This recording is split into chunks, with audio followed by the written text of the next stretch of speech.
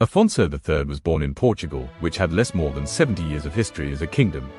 His great-grandfather Afonso Henriques had established the foundations of this kingdom, but 70 years later the mission continued to be fulfilled, which was to expand the kingdom to the south, and Afonso II was the first king to manage to resume the conquest with the capture of Alcácer do Sal. However, he died young, leaving two young sons, Sancho II, still only 14 years old, and Afonso, 10 years old.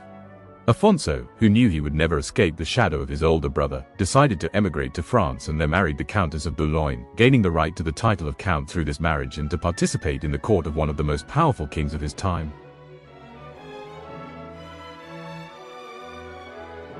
In Portugal, his older brother, Sancho II, had once again set conquests from the Moors as his objective. In 1242, the eastern Algarve was taken. However, Sancho was unable to extend his authority to the rest of the territory, with the clergy complaining that the domains were under constant threat of attack.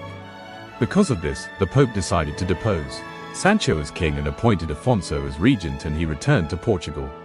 However, Sancho did not accept his deposition and defended himself, controlling a series of lands and lordships.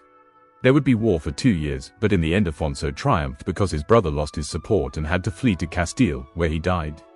Afonso finally had what he had always wanted, the throne. Once the crown is firmly above his head, Afonso finally decided to finish what his great-grandfather had begun, to complete the territory of the kingdom, and thus, in the second year of his reign, he completed the conquest of the Algarve.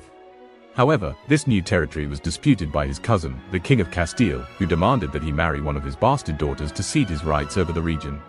Afonso, with a great sense of statesmanship, accepts and marries Beatriz in 1258. She was only 16 years old. 3 years later, she finally gives him a male heir, the future King Denis. Afonso then has the opportunity to finally show his vocation as a great legislator and organizer of the kingdom. He becomes the champion king of charters, and it is with Afonso that the people first appears represented in courts, because Afonso understands that the king's duty is not only to grant prizes to the clergy and the nobility, but to reach out to the simplest of his subjects, to give them the rights they need to protect them from abuses by the two most favored orders. Afonso dies in 1279, at 67 years of age, with the awareness that he fulfilled his mission, leaving the scepter in the hands of his son, the young Dom Dinis, certain that he left it in the right hands.